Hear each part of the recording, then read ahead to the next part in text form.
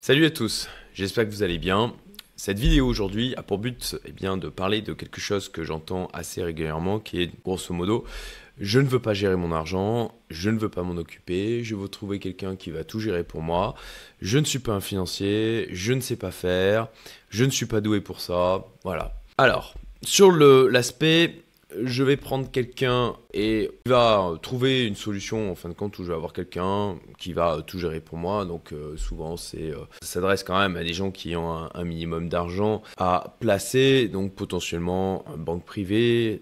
On va souvent aller vers du CGP, du Family Office. Pourquoi pas? Voilà, le propos de ma vidéo, c'est pas de dire vous êtes nul. Non, c'est de dire ok, je vous comprends, pourquoi pas.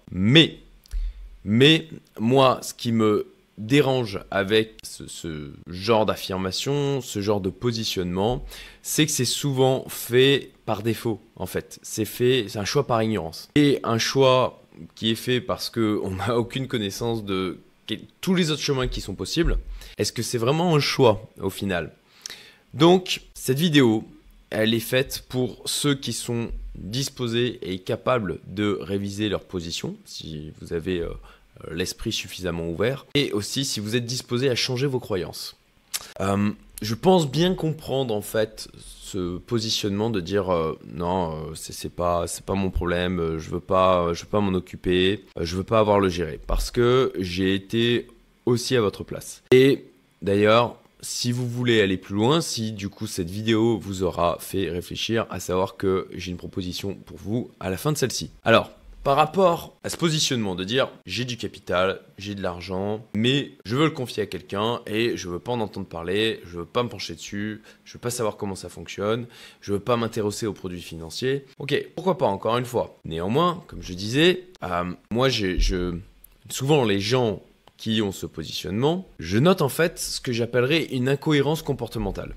C'est-à-dire que ces mêmes personnes vont être ce que je ressens moi comme du rejet sur cette thématique des finances, de la gestion de son patrimoine, de la gestion de son argent, et vont vraiment ne pas vouloir en entendre parler, alors que quand ils vont acheter une maison, quand ils vont acheter une voiture, quand ils vont partir en vacances, quand ils vont embaucher quelqu'un, à ce moment-là, eh bien, ils vont faire des efforts pour pouvoir faire un choix qui soit éclairé. Ils vont s'intéresser typiquement à une maison. Est-ce que, alors il y en a certainement, néanmoins je pense que c'est pas les personnes qu'il faut prendre en exemple. Eh bien, est-ce que vous allez voir un seul agent immobilier et vous lui dites bon bah voilà, moi j'ai tel budget et je vous fais totalement confiance sur le choix du bien. Vous m'amenez une solution et je signe. Parce que manifestement, si vous aviez quelqu'un dans votre entourage qui ferait ça, vous lui diriez que c'est une très mauvaise idée. Vous l'inviteriez à se renseigner sur le secteur, à se renseigner sur bien qu'est-ce que ça implique d'avoir une maison, au niveau des différents types de construction, au niveau de l'aménagement de celle-ci, au niveau de la valorisation du marché, le prix au mètre carré, etc.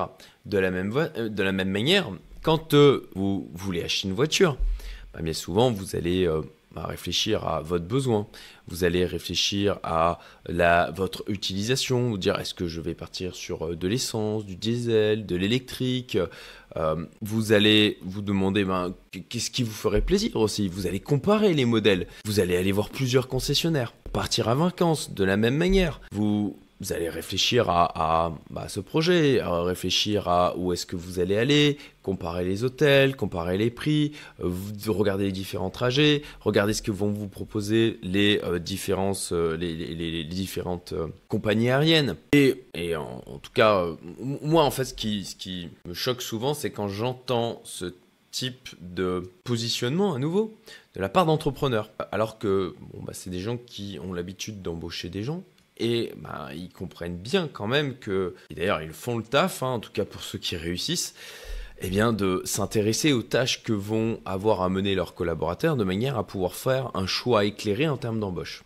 Et donc, ce rejet qu'il y a au niveau de la gestion de ses propres finances, la gestion de son argent, c'est pour ça que je dis qu'il y a une incohérence comportementale. On peut mettre plus d'énergie en fait sur le choix de ses prochaines vacances, que sur les différents placements, la manière dont on peut gérer de manière aussi éclairée que possible ses propres finances.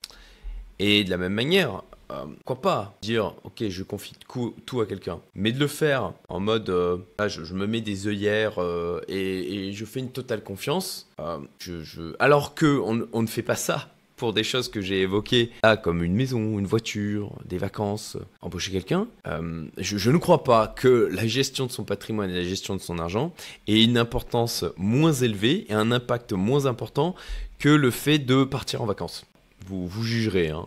Dites-moi ce que vous en pensez d'ailleurs dans les commentaires par rapport à ça, et si c'est quelque chose qui commence à un petit peu vous remuer les méninges. Alors voilà, la question que je me suis posée pour faire cette vidéo, c'est de dire, il y a une incohérence comportementale. Pourquoi il y a cette incohérence comportementale? Pourquoi il y a un refus comme ça de s'intéresser à cette thématique de la finance, alors que on peut être amené à le faire sur d'autres thématiques, sur d'autres sujets? Alors, dans ma réflexion sur le sujet, je pense qu'il y a une première problématique. Deux problématiques, à vrai dire, principales. Un, problématique de croyances limitantes. C'est des choses que je vais entendre en termes de justification. C'est compliqué. Voilà, on se fait toute une montagne du truc.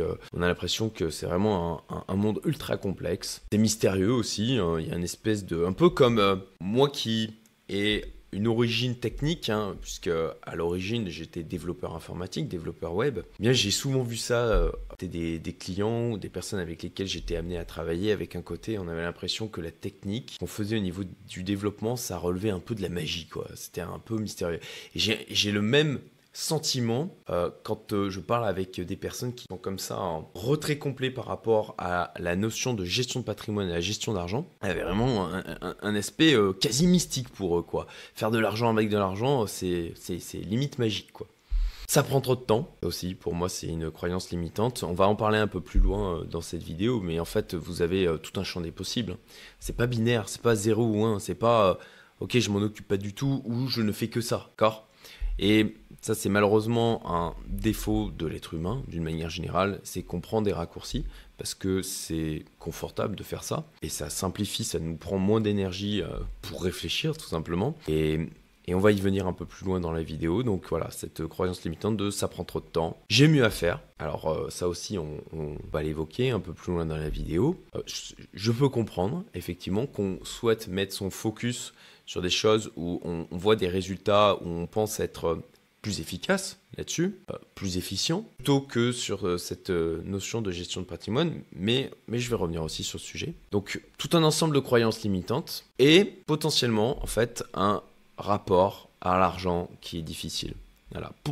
Moi je pense que c'est la principale raison de ce rejet, de cette aversion même que l'on peut avoir avec cette notion de gestion de patrimoine, de gestion de ses finances. Déjà, je pense que c'est d'autant plus marqué en tout cas en France. L'argent, il y a vraiment un côté où, pas que ça se voit trop. Le fait quand ça se voit, ça dérange et on va se prendre des remarques. Il y a un côté aussi, même chose, l'argent c'est sale. Voilà. On a associé vraiment l'argent avec le méchant spéculateur. Faire de l'argent avec de l'argent, considéré comme quelque chose de mal. Même si au final, la plupart des gens le font dans leur quotidien. Mais voilà, comme forcément si on a catalogué l'investisseur, le spéculateur comme quelqu'un de mauvais en fait. Forcément, on va tout faire pour ne pas associer ces actes du quotidien à ce que font ces personnes-là. Mais c'est ce que vous faites, typiquement, quand vous achetez une voiture et que vous faites une plus-value à la revente sur celle-ci, vous êtes content de le faire. Quand vous achetez votre bien immobilier, votre résidence principale, avec pour objectif de la revendre plus cher plus tard, ça s'appelle de la spéculation. C'est quelque chose qui est communément admis et qui n'est pas vu comme quelque chose de mal parce que tout le monde le fait, mais au final, c'est exactement la même chose que font les investisseurs, sauf que eux, ils le font plus souvent et à des échelles plus répétées. S'intéresser à l'argent, c'est mal. Ça, c'est quelque chose que l'on voit d'une manière générale dans la littérature, dans les films. Je dirais que c'est le gros cliché de le riche mauvais qui cherche à exploiter les gens, ou qui ne s'intéresse qu'à son argent et qui ne prend pas en compte les problématiques des pauvres. Ça, c'est aussi quelque chose qu'on entend souvent, le « moi, je ne fais pas ça pour l'argent ». Alors, posez-vous cette question, si vous vous dites ça, ou d'ailleurs quand quelqu'un vous dit ça, posez-lui les questions, ok, est-ce que tu ferais exactement la même chose au quotidien si tu avais, je sais pas, 100 millions? Si la réponse est non, c'est que il ou vous faites ça pour l'argent. désolé. Et puis, le j'aime l'argent. Alors ça, j'avais fait une vidéo il y a de ça maintenant quelques années, le temps passe vite, pour un peu venir bousculer ces croyances-là. Et parce que moi, pour ma part, oui, j'aime l'argent, mais j'aime l'argent pour la liberté que ça m'apporte. J'aime l'argent pour le pouvoir de négociation face à la vie que ça me donne. Parce que c'est une protection contre la connerie humaine, ma connerie, comme celle des autres, tout simplement. Voilà, je vais pas développer cette partie-là. Mais je vous invite à réfléchir à ce que je vous dis. Donc, un rapport à l'argent difficile. Parce que justement, s'il y a un côté où c'est vu comme quelque chose de sale, de mauvais, de pas bien, particulièrement, comme je le disais, dans la société française. Puis, parmi les entrepreneurs, on a une espèce de, je dirais, schizophrénie. Oui, je sais, le terme est fort. Mais souvent, en fait, on se lance dans l'entrepreneuriat avec pour objectif, ok, d'un aspect liberté, etc. Même si malheureusement, beaucoup d'entrepreneurs se recréent une prison. Et là-dessus, j'ai fait une vidéo, je vous la mettrai en haut à droite si ça vous intéresse. Et aussi pour l'argent. Voilà, l'objectif c'est quand même de gagner plus, souvent des personnes qui ne veulent pas dépendre de l'État pour construire leur retraite. Et donc il y a cette espèce de schizophrénie où ok, au final je cherche à maximiser la rentabilité de mon business et en même temps j'ai encore toutes ces croyances limitantes. Déjà en étant entrepreneur on a fait péter quand même un certain nombre de croyances limitantes, mais ça ne veut pas dire qu'on les a fait toutes péter. Il en reste encore beaucoup qui sont présentes, surtout que ça reste... Encore une fois, je l'évoque souvent sur ma chaîne, l'entourage est ultra important. Mais dans son entourage, s'il y a des personnes qui ont cette vision, je dirais, de l'argent d'une manière générale et qui en plus de ça ont une tendance à voir l'entrepreneur comme le méchant patron qui exploite ses salariés et qui gagne beaucoup d'argent, ça c'est des choses qui ne vont pas vous aider. Donc, les comportements que je constate malheureusement assez souvent dans les personnes qui ont ce discours de « je ne veux pas m'en occuper », c'est qu'ils vont laisser dans leur boîte en stand-by des liquidités importantes. Alors bien sûr, il y a des raisons fiscales, parce que en France, quand on va se sortir cet argent-là en termes de rémunération ou même en dividende, on va se faire rapidement matraquer d'un point de vue fiscalité, quoi. Mais pas que. Cet argent-là, vous pourriez très bien le faire fructifier dans votre entreprise. Je prends un exemple de quelqu'un que je connais qui a d'ailleurs rejoint l'opportunité, c'est pour le séminaire que j'ai créé et dont je vais vous parler à la fin de la vidéo. Cette personne a 200 000 de liquidités qui dorment sur le compte de son entreprise. Ok. Aujourd'hui, placer de l'argent à 8-10%, c'est pas fou, quoi. C'est des trucs que l'on trouve en prenant des risques qui sont extrêmement contrôlés. Et c'est facile en plus de diversifier. Bon, on sait, c'est toujours pareil, ça paraît compliqué quand on ne sait pas, quand on sait, c'est tout de suite, ça paraît beaucoup plus simple. Eh bien, ok, 200K de liquidités qui dorment, qui se font bouffer par l'inflation chaque année. Donc l'année dernière, on était autour de, je crois, 10% d'inflation sur 2022, en moyenne en Europe. Bon, voilà, sur 200K, ça fait donc 20 000 euros de perdus.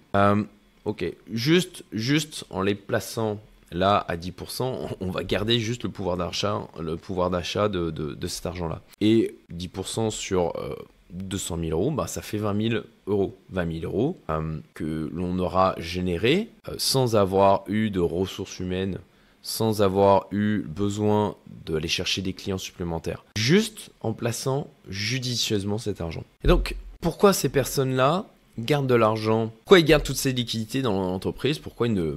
À la rigueur, ils pourraient effectivement, quitte à les laisser dormir et se faire bouffer par l'inflation, peut-être que ça vaut même mieux de les sortir, de se faire imposer dessus. Eh bien, on retrouve des raisons classiques qui sont plus ou moins justifiées. Je pense qu'elles sont souvent là pour se donner bonne conscience. Déjà, il y a un côté où on se dit c'est l'argent de la boîte. Ça n'est pas vraiment à moi. Donc, le côté, tout le rapport difficile qui est à l'argent et le côté coupable que l'on peut avoir à posséder trop de liquidités en fin de compte sur ses comptes bancaires, effectivement, du coup, il est, il peut disparaître, voire il peut être tout simplement limité par le fait de se dire, ok, je laisse cet argent dans l'entreprise. Puis on va se dire aussi, ok, ça fait augmenter la valeur de l'entreprise, ce qui n'est pas faux, et ça augmente sa capacité de résistance aux vicissitudes que peuvent rencontrer toute entreprise, hein, avec un gros client qui s'en va, un prud'homme, ce genre de choses. Autre comportement que l'on peut constater, surtout quand, comme je l'évoquais, eh bien, cette notion de rapport à l'argent est assez compliquée, eh bien, c'est de se dire, ok, si dans ma tête, inconsciemment ou consciemment, le fait d'avoir beaucoup de liquidités et d'argent de disponible, ça m'associe avec quelque chose qui est considéré comme mal ou des personnes que j'estime comme méchantes. Bon, à ce moment-là, je vais faire en sorte de vite m'en débarrasser. Donc, j'achète des choses avec, ou je le confie à quelqu'un d'autre et je ne veux plus en entendre parler. En tout cas, le moins possible pour éviter que dans ma tête, je sois associé avec tous ces aspects négatifs que l'on a évoqués avant. Je voudrais parler de l'immobilier qui, en fait, offre souvent une espèce de porte de sortie, je pense, psychologique. Parce qu'en France, le fait de posséder de l'immobilier, c'est une espèce d'amour pour l'immobilier en France, et ça n'a pas la même connotation négative. Alors, bien sûr, toute proportion gardée, hein, si vous avez un bien, deux biens, voilà, juste quelques biens, ça va. Dès que vous en avez beaucoup plus, ou que vous vous consacrez intensément à ça, on va commencer à vous regarder quand même un peu plus de travers. Ce qui est amusant, c'est que les personnes justement qui disent « Ok, j'ai de l'argent, mais je veux le confier à quelqu'un et je veux pas m'en préoccuper », souvent, cette marche-là de l'immobilier, ils ont osé y aller parce que justement il y a beaucoup moins cette vision négative, donc ils ont pu faire des choses comme la résidence principale. Bien sûr, la résidence principale c'est un investissement, mais c'est normalisé. De la même manière, s'ils ont une entreprise, ils ont pu acheter en fait les locaux de leur entreprise. Ça aussi, je dirais que voilà, ça c'est considéré comme quelque chose de normal, et pourtant ça reste de l'investissement. Et pourtant, justement, pour ces achats-là, eh bien, ils ont pris du temps. Ils ont comparé. Ils ont regardé effectivement comment ils pourraient faire la revente. Ils ont regardé comment ils pouvaient optimiser les choses fiscalement. Et c'est exactement la même chose avec toutes les autres classes d'actifs. Donc, si vous l'avez fait pour un ou des biens immobiliers, que manifestement, vous êtes peut-être content du résultat. Bon, vous avez vu effectivement le temps que ça a pu vous prendre, mais vous avez vu aussi bien le retour sur investissement ça provoquait. Pourquoi ne pas aller plus loin à ce moment-là? Parce que en fait, c'est tout simplement vous avez déjà fait un premier pas vers la direction de la gestion du patrimoine, de la gestion de vos finances. Et donc j'en viens à mon point suivant qui est donc de faire le choix tout simplement de l'efficience. Le spectre il est large, hein. Vous avez entre la personne qui dit ok, je ne veux absolument pas en entendre parler, je vais tout confier à quelqu'un, il va tout gérer, je lui fais confiance. Et les gens potentiellement comme moi, où on travaille sur la thématique tous les jours, moi c'est quelque chose que j'adore faire. Découvrir des nouvelles opportunités d'investissement, découvrir des nouvelles classes d'actifs, apprendre sur cette thématique. Je trouve que réellement, il y a quelque chose de magique à être capable de créer de l'argent avec de l'argent. Bon, voilà, vous n'êtes pas obligé d'être à un bout du spectre, à des extrêmes en fait. C'est souvent quelque chose que je dis, mais l'intelligence est dans la nuance. Et donc de la même manière, vous pouvez apporter de la nuance à ce niveau-là. Et si vous êtes sur cette approche de dire je ne veux absolument pas m'en occuper, ok, bien pourquoi pas. Néanmoins, il me semble judicieux par rapport à tout ce que j'ai dit jusqu'à maintenant dans ma vidéo, d'avoir un minimum de connaissances, de faire un minimum d'efforts pour pouvoir correctement choisir là où les personnes, et d'ailleurs je vous engage à choisir plusieurs personnes, d'aller chercher des spécialistes sur les différentes classes d'actifs, et encore faut-il savoir quelles sont les classes d'actifs qui existent, parce que ça c'est un truc qui moi me rend malade, hein, quand j'entends des personnes qui ont vendu leur boîte par exemple.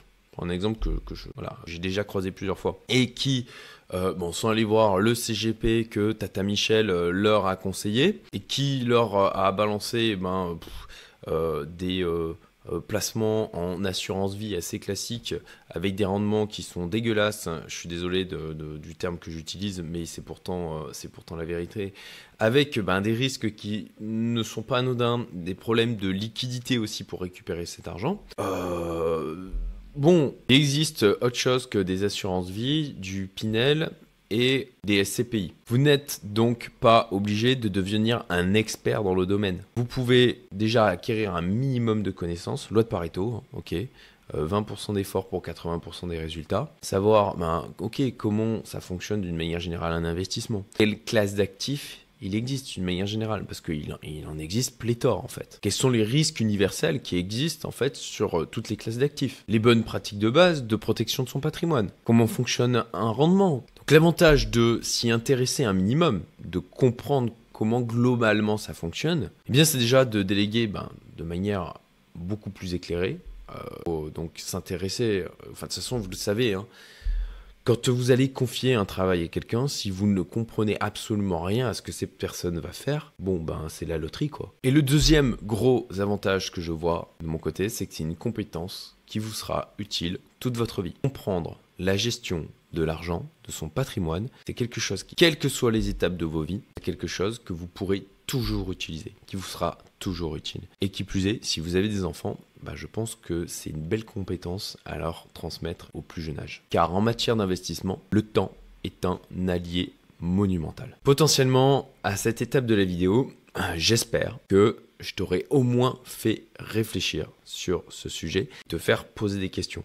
Si d'ailleurs, toi tu es déjà convaincu, tu as regardé cette vidéo pour venir renforcer ces croyances, parce que ça c'est quelque chose qui est important, dans un monde où on reçoit sans arrêt des signaux qui sont contraires à tout ce que j'ai évoqué là aujourd'hui, c'est important de faire un travail régulier pour renforcer cette compréhension de tout ce que j'ai évoqué. Donc, si tu as des gens dans ton entourage à qui cette vidéo pourrait être profitable, je t'invite et je te remercie de la partager et de mettre un petit like et un commentaire, ça fera plaisir aussi. Donc, le premier pas, ok, tu es débutant, voilà. Et donc, par quoi je commence? C'est la question qu'on peut se poser. Et question éminemment difficile. Moi, je vous conseille de lire le livre Père riche, Père pauvre. Si vous n'aimez pas lire, il est disponible en livre audio. Vous le trouvez aussi sur YouTube, donc vous n'avez même pas besoin de l'acheter si besoin, et c'est pas parfait, néanmoins ça va déjà venir vous remettre un peu de cohérence au niveau de la gestion de l'argent dans votre tête. C'est pour moi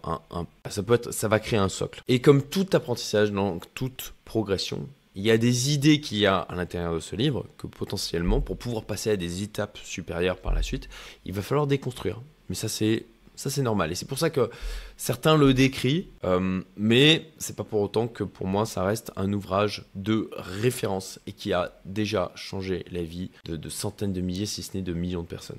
Ensuite, si vous voulez faire le choix de l'efficience maximale, d'aller vite, d'être efficace, à ce moment-là, j'ai une solution pour vous. C'est quelque chose que j'ai créé. C'est le séminaire Post-Exit Wealth. Alors, ça s'adresse aux gens qui ont des liquidités importantes à venir ou qui possèdent déjà des liquidités importantes. Quand j'entends liquidité, c'est tout ce qui... c'est l'argent disponible sur les comptes. Ça peut être aussi des actions en bourse, ça peut être des obligations, ça peut être de la crypto, ça peut être de l'or. Des choses où en fait, vous pouvez les échanger rapidement. D'accord? Typiquement de l'immobilier, je ne considère pas que ça c'est de la liquidité. Néanmoins, si vous avez prochainement une vente d'un bien immobilier, vous allez récupérer comme ça beaucoup d'argent de disponible, c'est quelque chose aussi qui peut vous intéresser. Là-dessus, au moment où je vais publier cette vidéo, et j'ai Oussama Ammar qui a fait la publicité de mon séminaire, du coup, qui aura lieu fin septembre, du 27 au 29 septembre. Et il y a une prévente pour la communauté d'Oussama. Donc, j'en fais profiter aussi les gens qui me suivent sur ma chaîne. Alors, c'est jusqu'à demain minuit, donc dimanche 28 mai minuit. Vous avez du coup le lien qui est en description si c'est quelque chose qui vous intéresse. L'objectif de ce séminaire, c'est d'être un formidable accélérateur en fait. Là, il n'y a rien d'équivalent, donc je suis vraiment très fier moi d'avoir créé ça, parce que quand je me suis retrouvé il y a quelques années à me dire ok, je veux vraiment accélérer sur la partie investissement, et j'ai des tas de liquidités disponibles, et maintenant je fais quoi? En fait il n'y a rien qui existe pour les gens comme nous. Il y a bien sûr des gens qui vont parler de thématiques très spécifiques, un peu partout sur le web, mais on n'a à aucun endroit un parcours pour nous offrir une vision globale de ce qui peut être fait et de ce qui existe, tout simplement. Donc vous avez une promotion qui prendra fin avec cette prévente demain soir à minuit. Et pour ceux qui ont loupé la promotion, vous pouvez quand même cliquer sur le lien pour accéder à la page dans laquelle vous aurez la possibilité de prendre rendez-vous avec moi si le séminaire bien sûr vous intéresse, de manière à discuter de votre cas particulier et vérifier que ça correspond à vos attentes. Si vous ne l'avez pas vu, je vous invite à aller découvrir la vidéo interview de l'un des intervenants lors de ce séminaire, qui est Rémi de Truchy de Varennes de la chaîne Parlons Long Terme, qui est un expert en bourse et notamment en value investing.